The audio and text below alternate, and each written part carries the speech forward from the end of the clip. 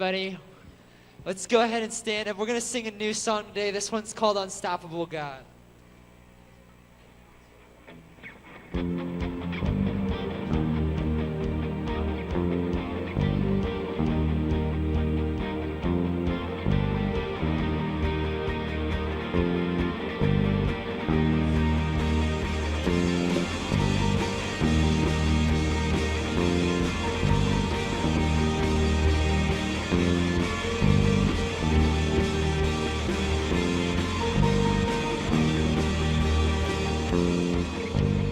Heaven thundered and the world was born.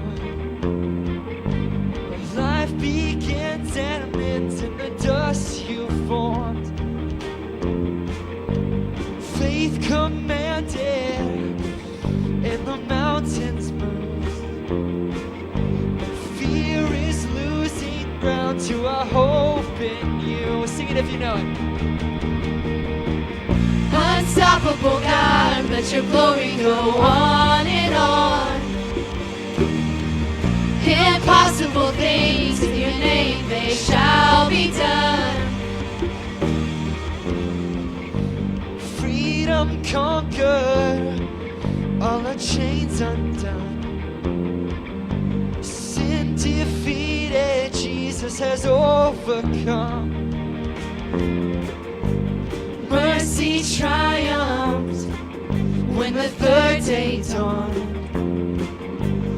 Darkness was denied when the storm was gone. Unstoppable God, let your glory go on and on. Impossible things in your name, they shall be done. Unstoppable God, let your glory go on and on. Impossible things in your name, they shall be done.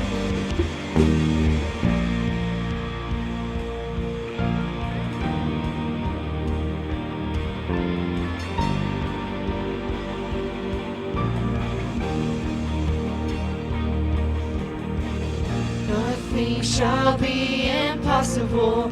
Your kingdom reigns unstoppable. We'll shout your praise forevermore. Jesus, our God, unstoppable. Nothing shall be impossible. Your kingdom reigns unstoppable. We'll shout your praise forevermore. Jesus, our God, unstoppable.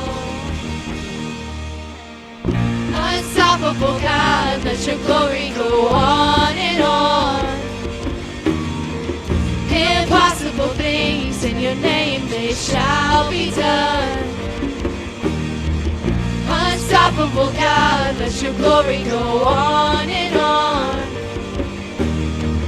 Impossible things in your name, they shall be done.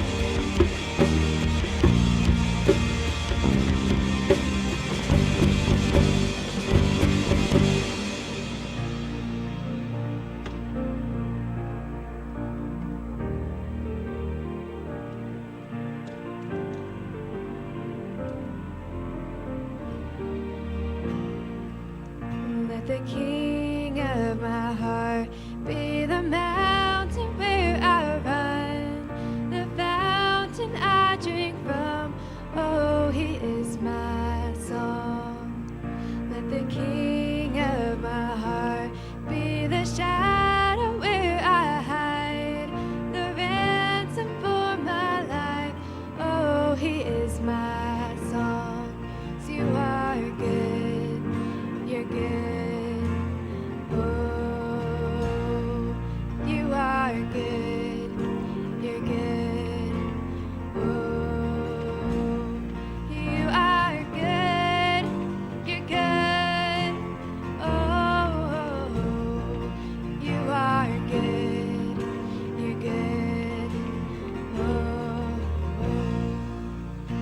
The king of my heart be the wind inside my sail, the anchor in the waves. Oh, he is my song. Let the king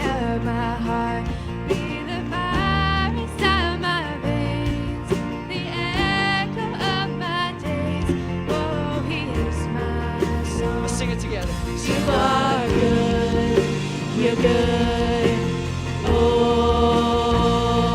you are good. You're good. Oh, you are good. You're good. Oh, you are good. You're good. Oh, you're never gonna let me down.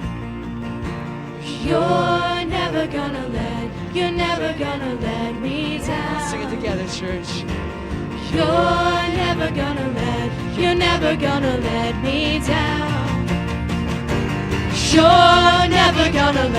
You're never gonna let me down. 'Cause you are good. You're good. Oh, you are good. You're good.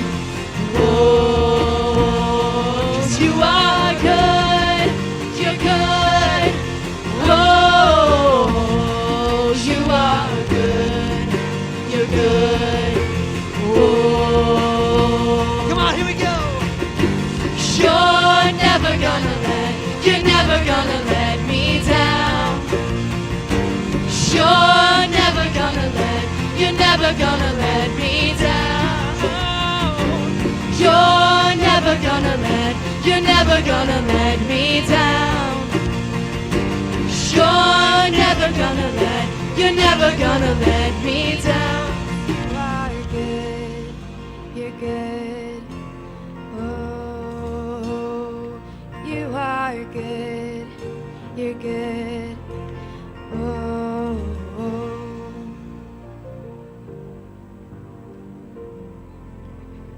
And good morning. I want to welcome each one to worship with us this morning. And as we start a new year, we want to think back of some things that maybe we should have done, those that we should have talked to this last year. Maybe this would be a good time to reflect on witnessing to those that you come in contact with each day. So would you join with me as we go to the Lord in prayer? Your Heavenly Father, Lord, we do want to thank you for today. We do want to thank you for the way that you do bless each one of us. And Lord, help us, each one of us, not to make some sort of a man-made resolution that we would live by, but that we would look to you and seek you in seeking a solution to the things that confront us each day. We do thank you for our church and what it means in this community. We do thank you for the ones that serve in different capacities, the ones that even just come just to sit in the pews and listen to your word, but to share your word as we go into our work week the following week. Guide and direct us, forgive us where we fail you. Most of all, we do thank you for Jesus, and bless these tithes and offerings that they would be used solely for the uplifting of your kingdom. In Jesus' name we do pray. Amen. So the college got to go out to Passion this past couple days ago. And while we were there, we got to bring in the new year worshiping with 65,000 other students. And it's kind of crazy to think about, because I think about all the things probably other college kids were doing on New Year's Eve. Probably out with their friends, drinking things they shouldn't, partying and doing things they shouldn't. But it was really cool to look over and see this group of friends that I have, like Emily and Kelsey and my sister, and just all the and Bailey and all the students that went with us. And it was cool because right when we brought in 2020, we all decided to put our arms around each other and worship Christ together. And I don't know if there's a better way to bring in a new decade than worshiping God, because ever since that moment, it's been different. I just feel 2020 is the new year. I don't know if we all have 2020 vision or something now. I don't know what it is, but it's just different. This decade's different.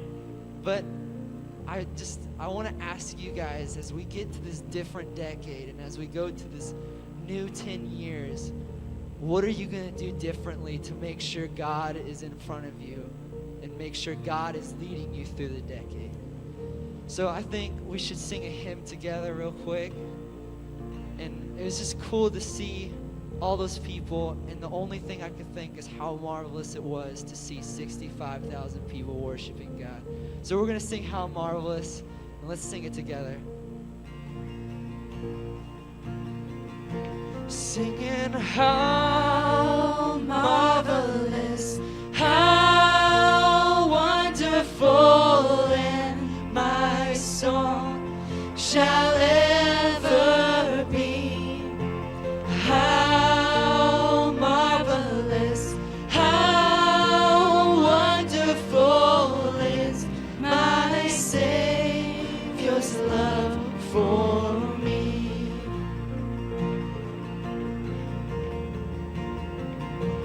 I stand amazed in the presence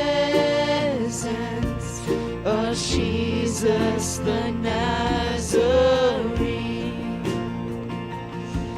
and wonder how he could love me, a sinner condemned unclean, singing how marvelous, how wonderful, and my song shall ever be.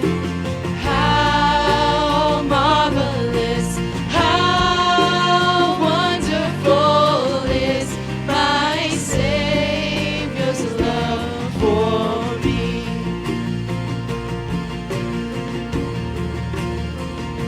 He took my sins and my sorrows, he made them his very own. He bore the burden to Calvary and suffered and died alone. Singing how marvelous, how wonderful, and my song shall ever be. How marvelous, how wonderful is my Savior's love for me.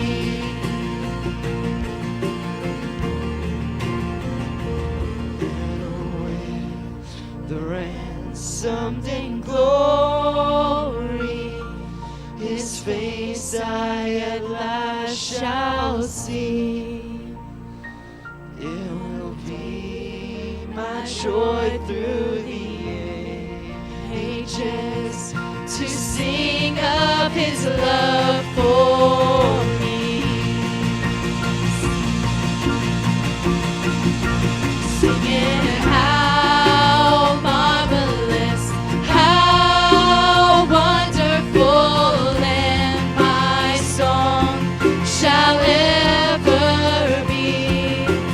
How marvelous, how wonderful is my Savior's love for me.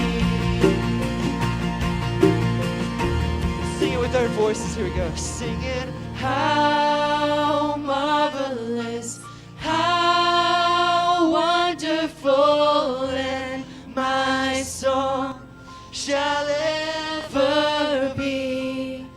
How marvelous, how wonderful is my Savior's love for me.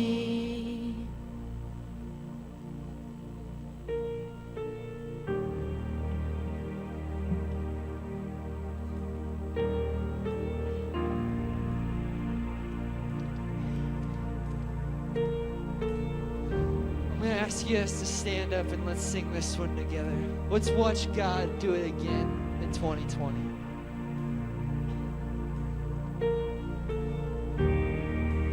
Walking around these walls, I thought by now they'd fall, but you have never failed me yet.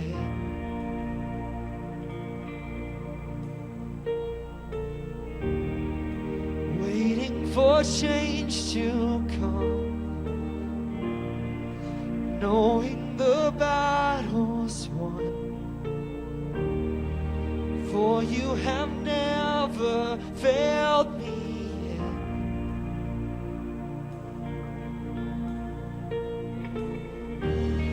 Your promise still stands.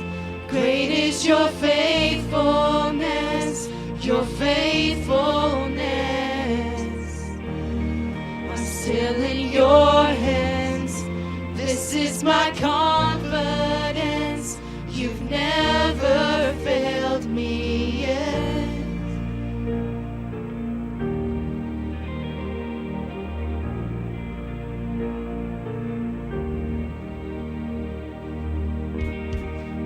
I know the night won't last. Your word will come to pass.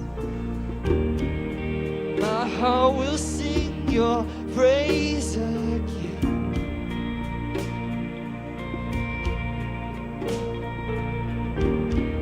Jesus, you're still enough.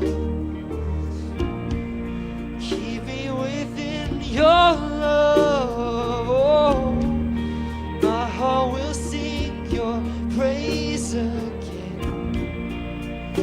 Sing it together, 1, 2. Your promise still stands. Great is your faithfulness, your faithfulness. I'm still in your hands. This is my confidence.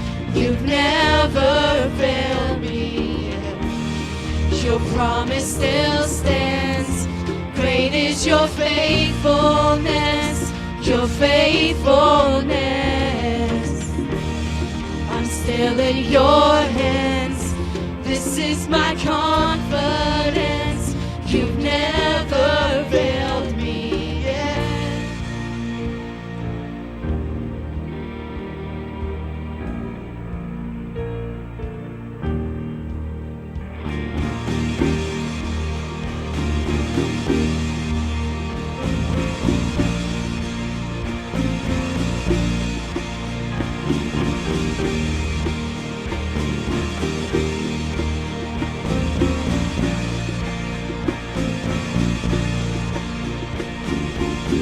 I've seen you move the mountains, and I believe I'll see you do it again. You made a way when there was no way, and I believe I'll see you do it again. I've seen you move the mountains, and I believe I'll see you do it again. You made a way where there was no way, and I believe I'll see you do it again. I've seen you move the mountains, and I believe I'll see you do it again. You made a way where there was no way, and I believe I'll see you do it again.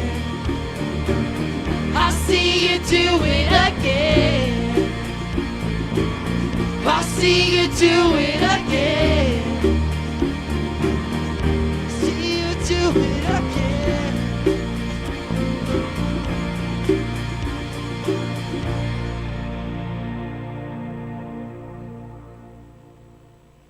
Father, we ask you right now as we head into 2020, no matter what, it always causes us to look back to 2019 and all the times that we've seen you there for us. We want to see you do it again. We want to see you move faster and harder and put us in a place where we can grow your kingdom for the future. Father, in your name, amen. 2020. Wow, who would have ever thought, right? Jetson cars, flying through the air, all kinds of good stuff. Lots of things are happening, and we're going to talk about that. I told you guys last week, if you were here, today is going to be a different Sunday. Yeah, we're going to open the Bible. Yeah, we're going to hear a little sermonette. But really, I want to talk about your vision and our vision for 2020. This whole month, our sermon series is called 2020 Vision, right? Vision 2020. I think every church in the world is using Vision 2020 right now. It is so easy, but it's also so profound. But before we get into that, there's a couple things, in case we kind of did our service a little bit different. I want to point your eyes to a couple things in your bulletins. Don't forget, this week we start our Super Bowl of Caring. And so you just bring soups, different canned goods of soups, out inside of our lobby for cross lines. We'll be out there, so it's important that you do that. We'll go all the way through the Super Bowl. Also, this Wednesday night, we've been off for New Year's and Christmas, so we start back our Wednesday night Bible study for adults. And then next Wednesday, we kick off everything. So all teenagers, all kids, adults, everybody starts back up next Wednesday. A little plug, of course, you're going to bring your teenagers, of course, you're bringing your kids, but starting next Wednesday, we will be walking through the book of Revelation until May. So if you like Revelation, or if you've read it, or you're like, man, that is really weird, come and be weird with us, right? We're gonna talk about it and argue about it and see who's right? We're gonna see if Jesus is gonna come back or not. But it's gonna be a good time. I assure you, you will learn something. It will be fun. Also, want to point out that January the 19th is our quarterly business meeting. We do this, just be some interesting things coming up. But also, right after that business meeting, we will be having our annual I don't even know what annual it is now. I don't know, like 1,000th. I don't know. Chili cook-off. But this year, and sometimes people don't like chili, and so if you remember, there's the best overall chili, the best unique chili, and the best hot chili. But for those of you who don't like chili, I've heard this through the years, so we're adding a fourth category. If you'd like to bring a soup, right? So there's going to be the best soup category. Some people don't like chili, and so that's going to be January the 19th. So come for business meeting, then right after that, we'll go back and just eat tons of food, which is what Baptists do, right? So we will do that. Just a great way to kick off the year. By then, it'll either be 80 degrees and we're eating chili, or it'll be a snowstorm. Who knows? It's Missouri, right? So we don't know. The second thing I want to mention was Monday, I had several calls and emails about this past weekend's events. If you remember, this past weekend in Texas, a deranged, sadistic, crazy man walked in and opened fire in a church. And it was because they were ready and they were able to put down that man in a very short amount of time. And so some calls and some people came in the office Monday before we left for Atlanta with the college. And the question was, does First Baptist have anything like that? And so I know with us growing and new people joining, and sometimes people just forget, maybe about 1.5 years, 2 years ago, the church gave the trustees the authority to put together a team. And so we do have a security team. There are people here that are ready for any threat. Not only do they lock doors, not only do they watch the facility, the parking lots during the service, but there are strategic people with strategic skills that are around our church and in our sanctuary. If something ever happens like that, we will be able to answer that threat. And it's a sad days in which we live in, but that is the days in which we live in. I don't know if you guys have ever seen 65, well, I know you haven't. You've never seen 65,000 plus Christians worshiping in one place. It's the largest gathering that's happened in Christian world that has happened, that we just experienced. And what was funny, that as we're walking into the Mercedes-Benz Center, and you can ask the college students, it's a different feeling. I've been all around the world, and I've been in some sketchy places, and Atlanta itself is really nice. It's not very sketchy, but and we never really talked about it, but when you're walking in crowds of 10, 15, 20,000 people herding into a stadium, the Mercedes-Benz Stadium, and you're walking past fully decked out Navy SEAL looking. I mean, they have masks on. You can only see their eyes, ARs, and they're not just slung down their side. I mean, these guys are ready to go. You're walking through barricades. You're walking through metal detectors. It is a different world in which we live in. And so as a church, we're as ready as we can be. We are doing trainings. We have a training scheduled coming up soon anyways. So all that's happening. So we're saying this. We love you, and we take our authority as shepherds. Sometimes shepherds are there to love and to pull people closer to Jesus, and sometimes shepherds are there to kill some wolves. And we will do whatever it takes to love Jesus and to love and keep your family safe. And so wanted you guys to be aware of that. But as these days, as we're moving into, as we're walking through this, I wanted to ask you the question: how was 2019? 2019, right? Every year, it's a new year. We always kind of think back, and you look back, whether you think about the good times, the bad times, or you make a devotion and you make some highlights, or Facebook will remind you, here's your most liked post, or your most looked at pictures, or here's your Instagram 9 of 2019. Whatever it is, how was your 2019? For some people, it was fantastic. It was a great year. I can think of, Michael and Elise. Man, they had their first kid in 2019. That was their best year. From now, it's downhill, right? That kid gets older, and man, you just want to, you're just like, well, just give it 10, 15 years, and you just be like, man, that was the worst year of my life. But right now is a great year, right? Some of you got a new house, you got a new car, maybe you got the job you wanted, you got out of school. Just kind of whatever happened, 2019 was a great year for you. But for some of us, 2019 wasn't a good year. Maybe it was a year of loss.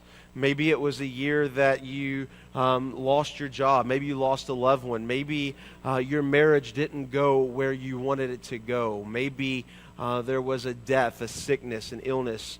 How was your 2019? When I was thinking about this, and I'm thinking about 2019 for me, wow, January started with the passing of my father. I lost my dad. And then just months later, the same year, we get the call and our son has an incurable disease for the rest of his life. Wow, what a fantastic 2019, right? You're just like, man, this is terrible. This is horrible. But in 2019, because of those, we've been able to, my mom has moved here. Now grandma lives with us, and our kids have grandma all the time. Mima, as they call her, all the time. It's been an experience. Through this disease, we've seen God walk with us. We've seen some of you guys pick up and walk with us through this struggle and help and be a blessing in that. And so, how was your year? As I was thinking about this, there were several verses that came to mind, whether it was in passion conferences, maybe it was I was sitting there and thinking about this New Year's, of course, being with 65,000 college students. Every sermon had to be about their new decade, right? Their new thing. Me and Laura read something last night, and it blew my mind, right? So listen, it's just going to blow your mind. Kids born this year will see 2100. They'll be 80 years old. Is that crazy? If there's not a flying car by then, I will be so disappointed, right? It's crazy. That is just nuts, right? It's like so far, but yet, how many of you thought 2020 was so far? And here we are, right? It was amazing. When you spend time with college students, you really realize how old you are, right? I consider myself to be young and cool and as hip as they come. But man, when you are there with 65,000 18 to 25-year-old, you drastically know that you are fat, you're out of shape, you have no idea what fashion is anymore. And I mean, all the songs and instrument is just crazy. It's so funny. The first night, we were coming into the Mercedes-Benz Center. And so this is where they had the Super Bowl, if you don't know what that means, right? So huge place. So we have learned in the last Passions that we just start walking to the top of the stadium because people are crazy and they camp out there and get close seats. And so we go, but all the escalators going up, they won't let you on. And so everybody's herding to these big, massive things of steps. So steps to the top of the Mercedes-Benz Center. I don't know how many flights it is, but I'm going to tell you this. I thought I was going to die, okay? There was 10,000 kids in front of me just skipping up. Trenton's taking like 6 steps at a time, like, la, la, drinking a Coke. And I'm like, and my knees are like shaking like at the top. And I'm like, oh, we get it. We get to like the 200 deck, and I'm like, oh, thank goodness I've made it. And the people are like, sir, you got to keep moving. You got to keep moving. These are for armbands. And I'm like, I'm thinking right now, like, I think I'm gonna die. Like, I'm sick anyways. I'm congested. I'm like the fat kid in PE class. Man, I was sucking wind. And so I kept moving. I get to the top, and I'm like, okay, I made it. All right, it's 300 deck. Whew. So you walk out, and then it's just like any other stadium. I don't know why I think it'd be different. You walk out, and then the steps go like this, right? And then you turn around, and literally, it's like, it might as well have been a ladder. Chairs are straight up. And guess what? Every row is packed until the top. So then it has like 50 more steps. And I'm just like, and so we get there. Laura is there with Emily and other people, and so Laura's like, hey, go back down and ask if there's some place for Jason to sit, because he's on a crutch and he needs a chair and he can't walk up all these steps. And I'm like, baby, I can't. I'm going to die. I'm just like, I really thought I was going to like hyperventilate. I'm like, for one, I had a nosebleed because I was in like 60,000 feet elevation in the Mercedes-Benz Center. I just walked up all these steps. But when you're hanging around all these young people, you feel super old. How was your 2019? Some of you are going to answer with, it was bad. Lots of bad things happened. These events happened. And so when it's bad, there's a couple verses I just want to point your attention to. Isaiah 61:3 says this, to all who mourn in Israel, he will give a crown of beauty for ashes, a joyous blessing instead of mourning, festive praise instead of despair. In their righteousness, they will be like great oaks that the Lord has planted for his own glory. For some of you, you would say 2019 was a terrible year. God knows. And that's kind of the whole point of where we're going today. God knows that you had a bad year. He says here that He will trade give you a crown for your ashes, a joyous blessing instead of mourning, praise instead of despair. God knows how your 2019 is and was, and He has something better for you. Psalms 56:8 says this. It's an amazing verse. David's penning this, and he says, you keep track of all of my sorrows. You have collected all of my tears in your bottle. You have recorded each one in your book. Think about that.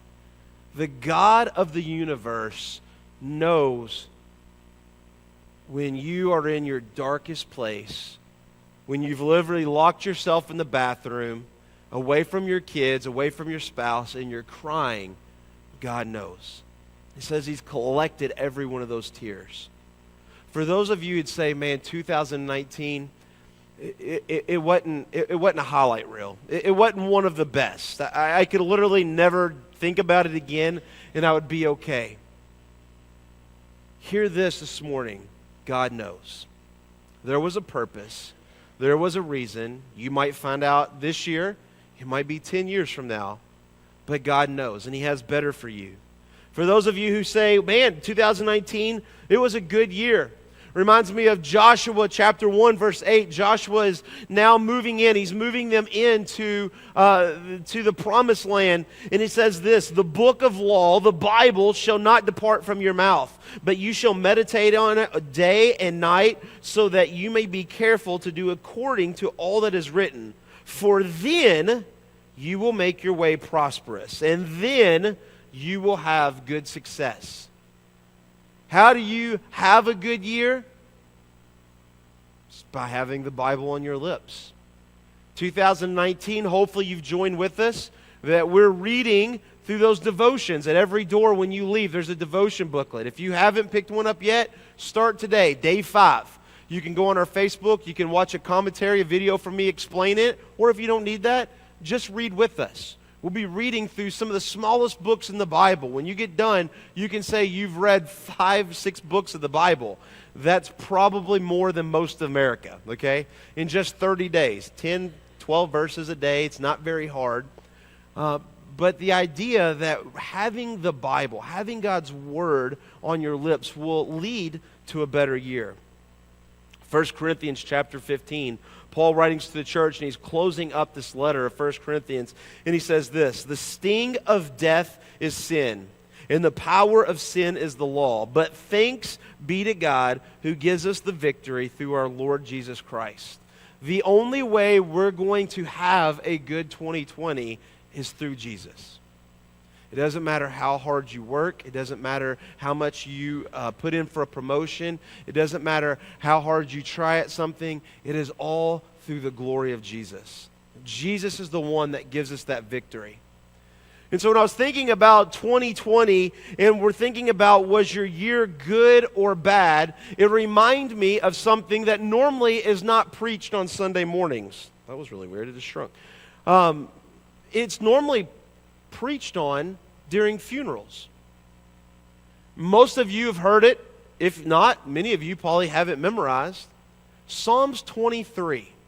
Psalms 23 is where we're going to be looking at this morning. Psalms 23 is David is penning, and he's thinking about his life walking with God. And most of the time we hear this at funerals, but I think it's very relevant today for saying this is what our life is and could be. In Psalms 23, David writes, "The Lord is my shepherd, and I shall not want." Now, we all know what a shepherd is. It's a keeper of the sheep.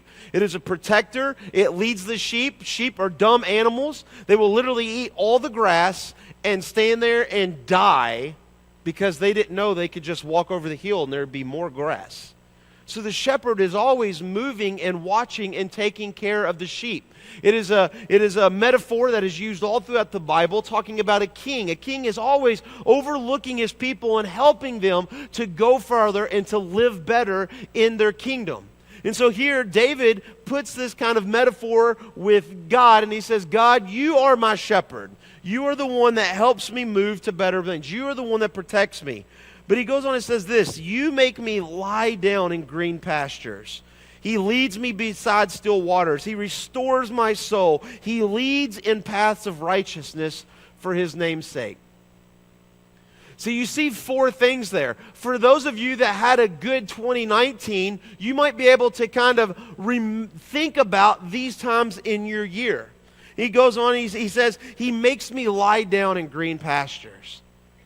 Have you ever been so exhausted that you just, when you hit the bed, you're just like, oh. The first night of Passion, we met here at 4 a.m. We left, drove the church van of doom all the way to Atlanta. If you're wondering, that's 13 hours plus lunch. And so you drive there. You get there, we get in the hotel, we had some trouble getting our rooms, we finally got the rooms, we walk a mile, we get into the Mercedes-Benz Center, I almost die because I had to walk up 50 million steps, and then we celebrate New Year's Eve with 65,000 students, then 65,000 people leaving one building at the same time at 2 a.m., it takes a while. So we get back to our hotel room, and it is literally, I look at the clock, I sit on the edge of the bed, I take off my shoes, I look, it says 3:08. Okay, 3:08. Literally been up over 24 hours at that point. And so Laura goes to take a shower, and I just do one of these numbers. You just fall back on the bed. And I'm just telling you guys, it was the most glorious bed I've ever been in. Like, I would buy that bed. It was amazing.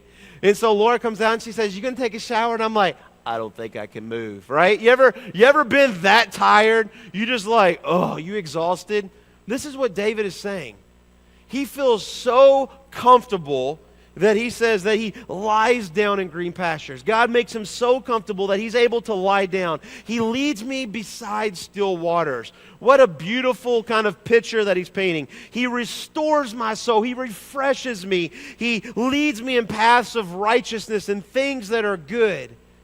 Some of you said, man, that's my 2019. Man, God was there, and it was a great year. But if you were like me, your 2019, it might not have been that great. Some of you right now are thinking, God, where was my green pasture? Besides still water? Dude, God walked me next to like class 5 whitewater rapids. Like, where was you at, God? Like, what? I want the still water. I want to see the little deer come trickling in, not the kayaker getting flipped over and dying in the water. Like, I want a different viewpoint. But he goes on, he says, even though I walk through the valley of shadow of death. There we are. There's 2019 for some of us, right? The valley of shadow of death. It's a picture of a narrow valley with tall kind of cliffs where enemies or people could be on top seeing you, planning out ways that they could get you or rob you or trick you or beat you along this kind of slender valley. That was my 2019. Right? That was some of our 2019. Even though I walk through this valley shadow of death, I still will fear no evil. For you are with me, your rod and your staff comfort me. Even though our 2019 may have not been that good, God was still good. I was thinking of this week about 2019, about talking about this. And yes, I lost my father. Yes, my son has an incurable disease. And probably so many other bad things happened in 2019, but they don't seem as bad as those two. How many good things happened in 2019? How many things were God? I can go back and I can just tell you things that God did that's amazing. That was a miracle. I would have never thought of this. Even though I walked through the valley of the shadow of death, God was there. His rod and his staff, this crooked kind of staff that is used to bring sheep back, bring the sheep closer back to God. When you didn't think you could make it anymore, when you get that call of your son's disease and you're thinking, oh my gosh, what am I going to do? The shepherd reaches out and says, it's okay. You're still with me, pulling him back closer. The good year, the bad year, and then check out 5. This is for all of us. You prepare a table before me in the presence of my enemies. You anoint my head with oil, and my cup overflows. Surely goodness and mercy shall follow me. He goes on, paints this picture, and he says that God sets a table with feast. This is like Thanksgiving, right? This is like, it's nice. It's got all the fixings, but it has your enemies at the table too. What? God, what's going on here? Like, if I want a feast, I want just my friends. I want the people who love me. God says, no, this table is for everybody. He says, you anoint my head with oil, which means you bless me. You give me things that I should never have. You set me up. You anoint me above everybody else. Surely goodness and mercy shall overflow me all the days of my life. He's saying, God, your grace and mercy in the past, so surely I know my future will be grace and mercy. They shall follow me in all the days, and I will dwell in the house of the Lord forever. No matter if your year was great, no matter if this is one of the worst, God is with you. God is walking with you, and God is setting you up for the future. He will never leave you. You know, your year is a lot of things, and sometimes we have to look back to look at the future. Last night I asked Laura, I was going through my notes, and I asked my wife, my loving wife, my wife who's supposed to know me and listen to me and have compassion and hang on every word that I say. I asked her this question. See if you know the answer. What did I preach on in 2019? She says family. Yeah, that's true. I did. I preached on that a lot. But what were my sermon series? You heard me for 52 weeks, maybe 51, maybe she was sick or the kids were sick, I don't know. And so you kind of have this idea, what were my sermon series? Oh, I know, Christmas at the movies. That's brilliant. That was last week. That's good, honey. What was before that? Oh, that one with the desert and the wilderness, and what was it called, baby? We sang a song about it. We sang a song just this morning. Trenton brought it back. Do it again. Oh, yeah, do it again. That was on my tip, that's what I was talking about. Okay, what was that one? What was before Do It Again? I don't know, Sean. Just tell me, Sean. I don't know. Baby, we wore bracelets. We wore bracelets for Do It Again. No, we didn't wear bracelets for Do It Again. We wore those green, ugly bracelets. What do they say? I don't know what they said. Laura, you wore it for like 6 weeks. What did it say? It's about other people. Me, we, not, me, GB. We, not me. Yes, that's it. All right, we, not me. Got it. What was before that? Sean, seriously, it's midnight. Let's go to bed. No, what was before that? She didn't know anything else. And it's funny, as the pastor of the church, that I spend so much time and my own wife didn't know. And so I walk in this morning and Laura's like, ask Emily. Ask Emily. She's the teacher's pet, which has always been our joke since the youth, right? She knows everything. Emily, what did I preach on? Emily didn't know. She seemed to know. And then she got smart and texted me, and she still missed one.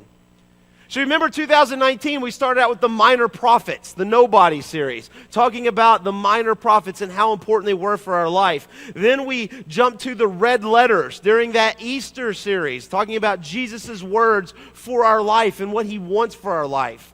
Then the whole summer, we were in kings and castles. Remember that? And swords everywhere. We're talking about God's kingdom. And then we moved into this kind of back to school, and we need to go back to school with God. And then, of course, we did We Not Me and Do It Again and all those things. And then that got me thinking, what have been my main points since I've been here? Right? Last year, of course, it was family. I think a big part of it was We Not Me. We wore the bracelets. This is about other people. It's not us. 2018, it was about being bold. Right? Toby knew that. I asked Toby, and he's like, the one with the lion. You guys remember that? A big lion on a rock? Being bold for our faith, that we should have that. 2017, it was about going beyond. That was getting out of debt, going beyond in our faith. At the very end of 2016 and the beginning of 2017, we started the Love All, Serve All, which is now, it is literally just, we say it all the time. It's cross lines. It's how we love people outside of our buildings. And even before that was the comeback. Remember, we had the boxing rings on the stage that sometimes we get knocked down, but we have a comeback, and Christ is our comeback. And so if you've noticed a trend, I like one word that we can focus on for a while that will remember that if I can say it or somebody else can say it in your Sunday school class, or if you see it, it invokes a memory. And maybe even we talked about that, the boxing ring, or being bold, or being beyond, or love all, serve all. You remember something about that sermon, We Not Me. And so for 2020, I have a new word, but I'm not going to tell you yet. I know, you're like, man, what is it? Just tell me so we can go home, right? Not yet. This past year in 2019, we asked you guys to fill in some cards. And the question was this: how do you see God move at FBC? You guys remember doing that? And literally, it was, I never expected the answers I got. It was amazing. It was like literally the best document I think this church has ever done. Because it's literally from you guys. And it was literally like a full sheet of paper, front and back. It was amazing. But I whittled it down to this. This is what you guys have seen. This is how you have seen God at First Baptist Church. More people involved. Friendlier, more accepting. We have unity. Third, worship. Fourth, personal families coming closer. Not a church family, but a personal family. Number 5, the church family is coming closer, unified. More people coming to church, events to the community, sermons / Sean's teaching, VBS, children's ministry, college and career, and then lastly was financially and debt-free. These are all the ways that if we were to sum up like a million answers into kind of those categories. And as a pastor, I look back and I remember where we were, I see where we are, and God has done some amazing things. And some of you are new and you haven't got to see that and be a part of that. Well, just hold on, because God's going to keep doing some amazing things that you're going to get to see and you're going to get to be a part of. So we know where we've been. Where are we going? 2020, what is the vision? What's the word, right? So it's go beyond, we not me, love all, serve all, come back. So what is it? So 2020, here's what it is. You guys ready for this? It's going to be good, all right? You're going to be like, this is so lame, right? It's going to be good, though, right? Ready? Here's what it is. We care. We care. I know, exactly. Live. You're like, that was so disappointing. We care. Like, what? What does that mean?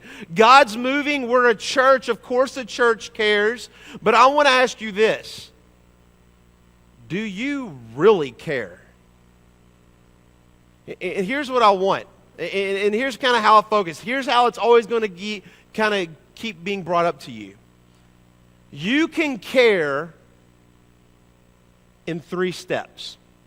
And here's what I want you to do, okay? As your pastor, in the next year, 2020, here's what I hope you walk away from this. 2019 was about family, and at the end of that, we say, man, we are closer and we are unified. So apparently, some people listened and it caught on, and we worked at that. So in 2020, we're going to care more. But here's how we're going to do it.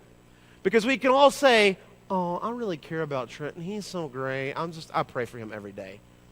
Oh, okay, maybe you do, and that's great. But what's that got to do with the price of bread in Hawaii? I mean, he doesn't know. It's not going to help him out. So how are we going to put some tangible limits on caring? The first thing that I want, step number 1, if we're going to care, every person in this room, to the college kids, to the older folks, to our elementary kids, this is what you're going to do. Number 1, you're going to share your story. You're going to share your story. You're going to tell somebody your life before Jesus and your life after Jesus. Now, this looks really in a lot of different ways. Maybe somebody asks, why do you go to church? And you can put your story in. Hey, why do you waste a Sunday? Why do you do this? Why do you even give time to this? What is this happening? Sharing your story. See, a lot of times we say we care, but we only care about us. We only care about the people that are in this room.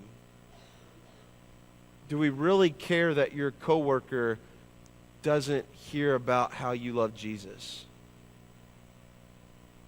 It's really great to see your family over holidays, but do you care that you didn't carve out enough time to share with your grandkid or your nephew or your niece or your grandma or your mom or your dad that they need Jesus to go to heaven? Because if you didn't, you really don't care. So we're going to start caring, not about ourselves. I think we do that really well. We're going to start caring about other people. How we do that, number 1, is we're going to share our story. And we're going to spend some time through the weeks on how do we do that? What does that look like? It's not that I'm just telling you to do this. We're going to help you in this. But I want you to share your story. Number 2 is you're going to personally, this is not a Facebook request. This is not a message. This is not a text. You're going to personally invite somebody to church. Now, I'm not asking you guys to go knock on doors and be like, hey, you want to come to church to me? I feel very confident that most of you know somebody outside of this church. Some of you only know 1 or 2, but a lot of you know way more than I do, right? You go to work, you have friends, you have family, you're on social media. You're going to personally invite somebody to church. And here's what I mean by personally invite. You're going to ask them, hey, this Sunday, why don't you and your family come to church with me? But there's more. It's not just, hey, will you come? Like, oh, okay, great. Will you come to church with me? And this is what we're going to do. I can either swing by your house and I can pick you up, Or I can come by your house and you can follow me to church. Or, oh, no, you can just GPS it. Oh, that's cool. Just meet us there. But hey, send me a text when you're coming, and I'll come out and meet you at your car. So then when you walk into church, you won't walk in and you won't know what you're doing. You're going to walk in with me, and like I own the place. And I'm like, hey, and I can help you get your kids into the nursery or in children's church. And I can help you, show you where the coffee's at, and I can show you where the bathroom's at. And during church time, man, I want you to sit with me. I'm going to say, hey, this is my friend. These people know me. Look at me.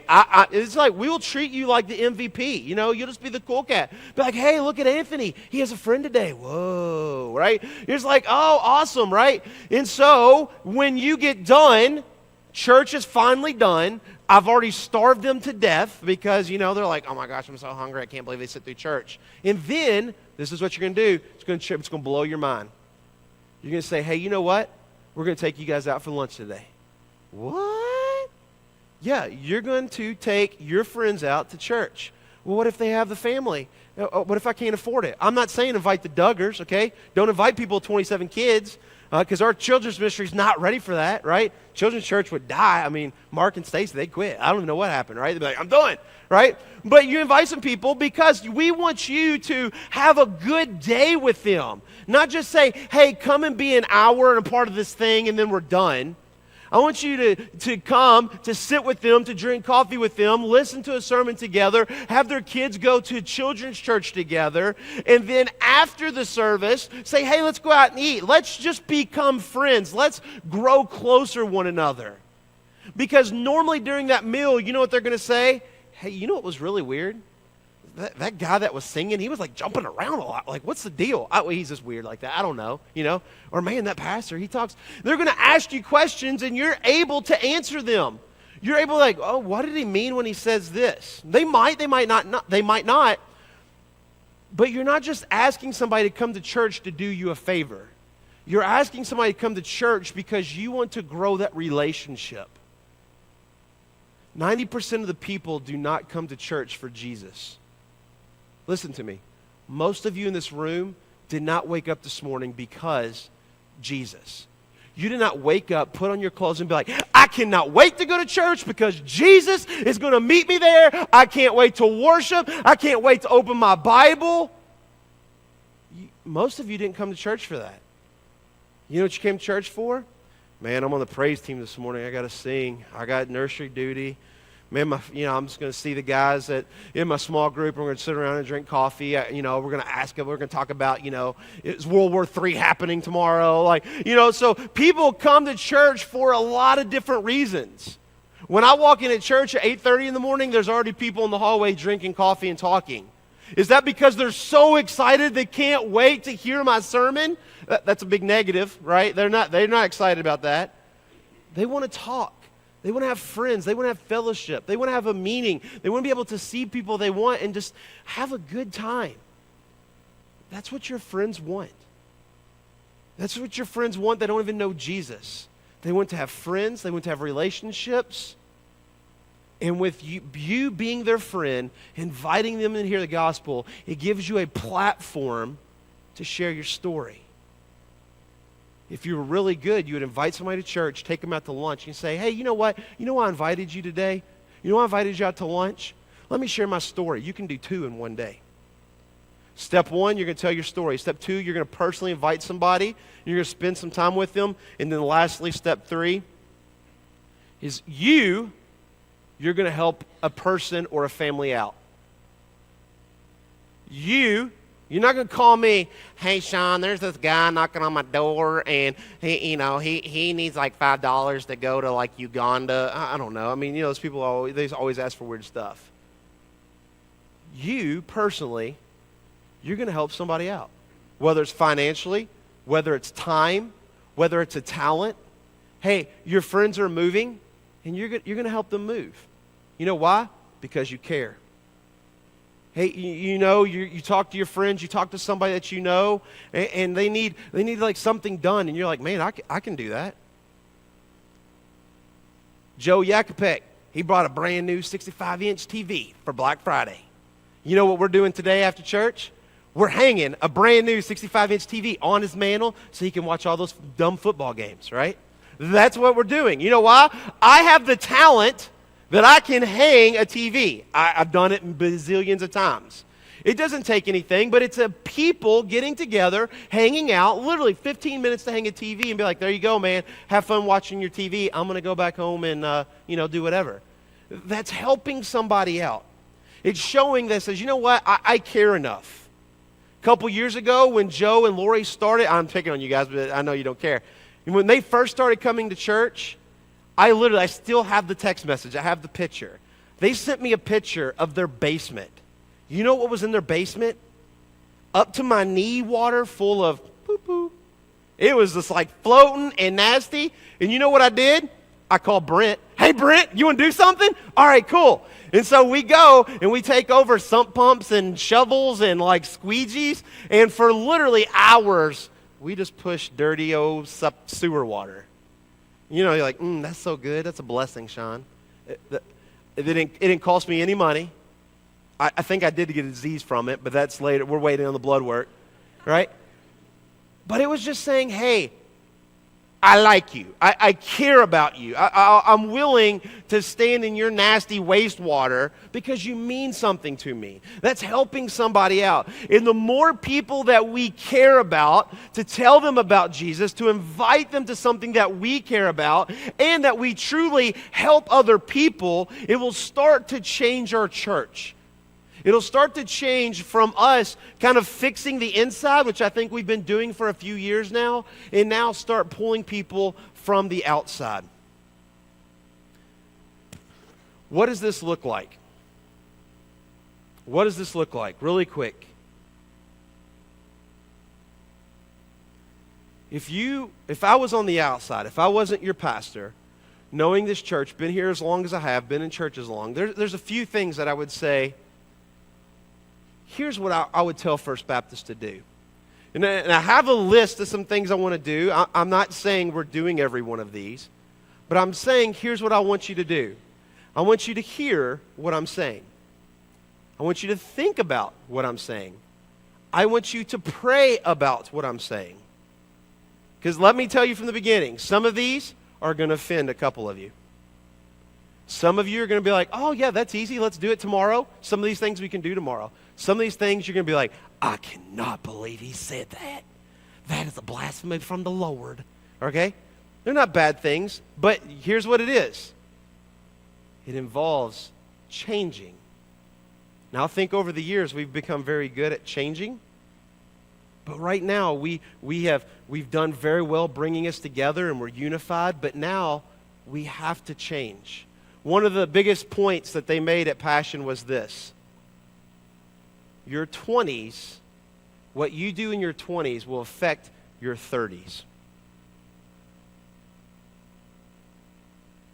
What are we going to do in this next couple years that is going to make First Baptist Church still be open in 10 years? 10 years, how many of you are going to be dead? 10 years, how many of you are going to move? 10 years, how old are your kids going to be? As a church, we've always got to be looking ahead, doing now what the future needs. Here's some ideas that I've got. Number one, starts with children's ministry. Absolutely starts children's. Our biggest ministry that we have in our church. Wednesday night, we run the biggest amount of numbers. There's more numbers in kids than there is in adults and students combined. Sunday morning, we've got more kids than any other age group kind of put together if you broke them off into sections. We're doing well at attracting kids. We can do better. But if you're saying, Sean, what does the future look like? Honestly, I think as a church we need to get together and we need to start thinking and praying and planning for a children's person, a pastor, a leader. I don't care what you call them. But somebody that has seen a good children's ministry, that has produced that, and then move in to help us, right? We have a college pastor. That's me, unfortunately. Sorry, guys, right? And then you have a youth minister. Oh, okay, the teenagers, they need somebody. But then from 6th grade and under, we have me and Laura and Lindsay and Stacy, and we have all these people, and we do a lot of different things, and we do them okay, but we really don't have one leader, one face. When 60, 70 families, when this sanctuary's full, when they do plaid giraffe preschool parties, and I'm just, the 40-year-old guy like, hey, kid, what's up, kid?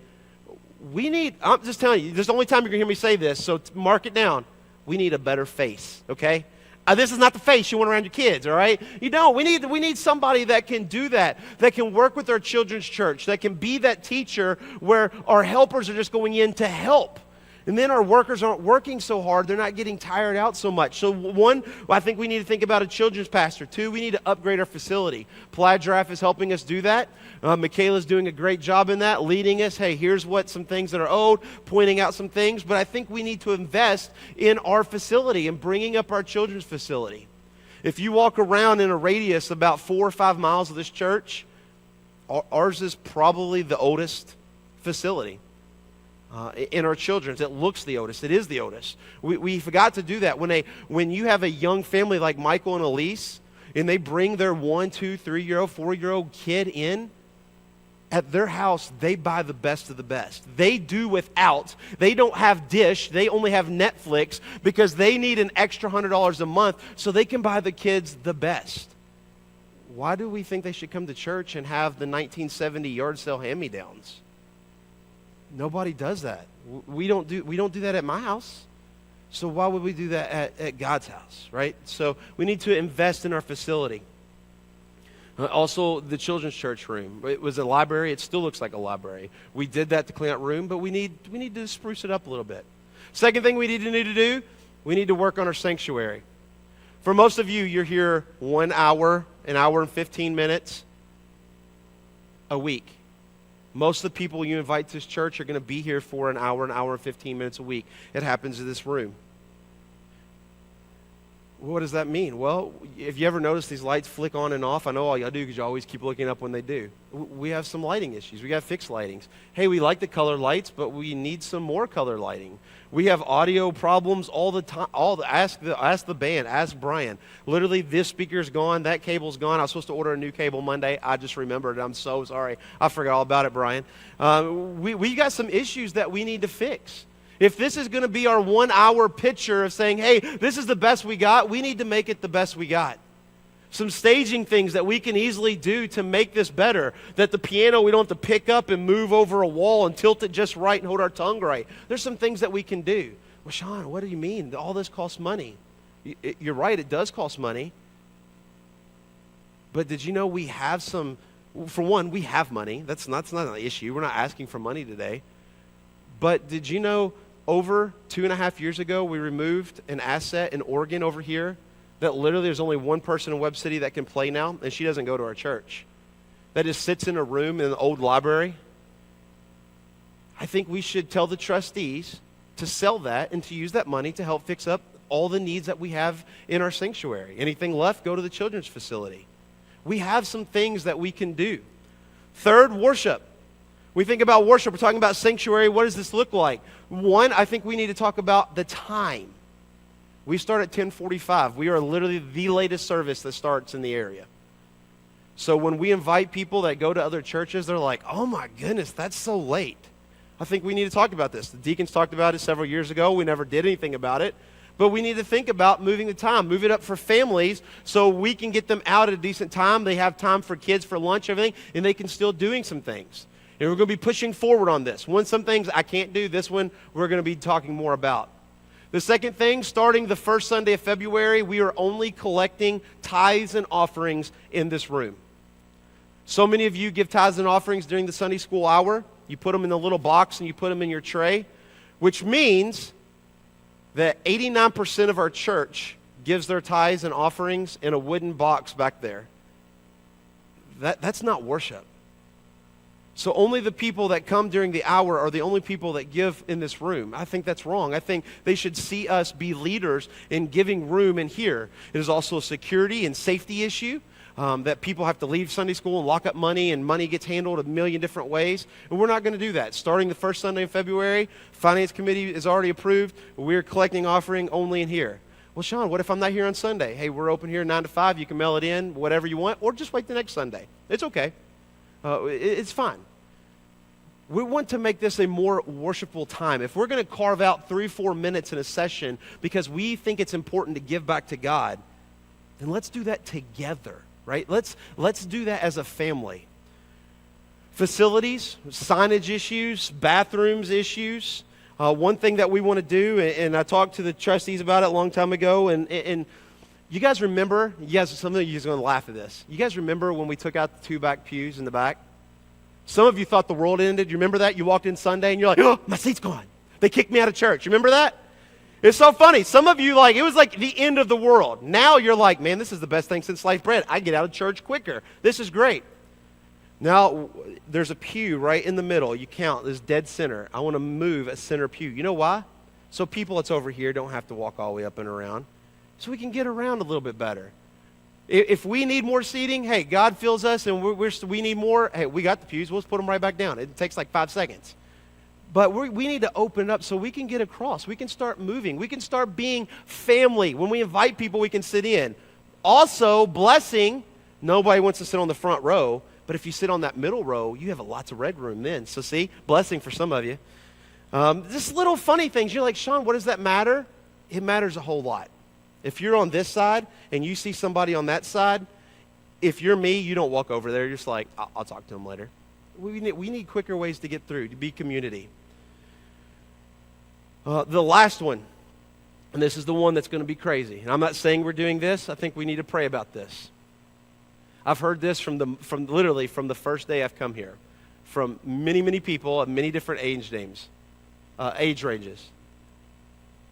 I think we need to pursue the reality that First Baptist Church has a history. Whether it's a split, multiple splits, whatever it is, I can be anywhere in the community and I can tell people where I'm at and I hear years and years of history.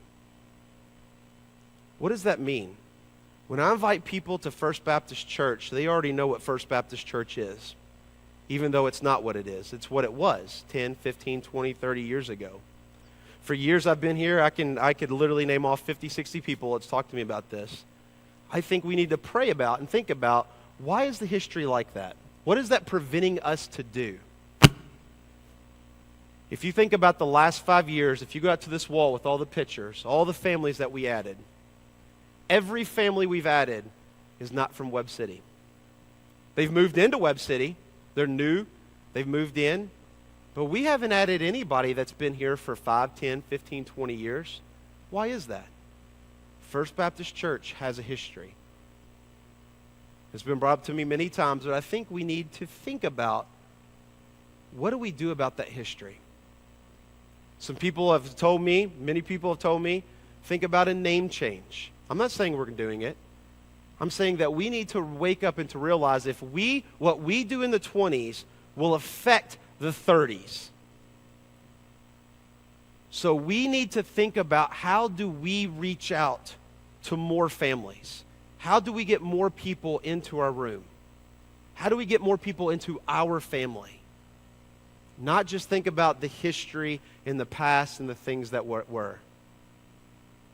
So what's the word of 2020? We care. We're going to care in 1, we're going to share our story.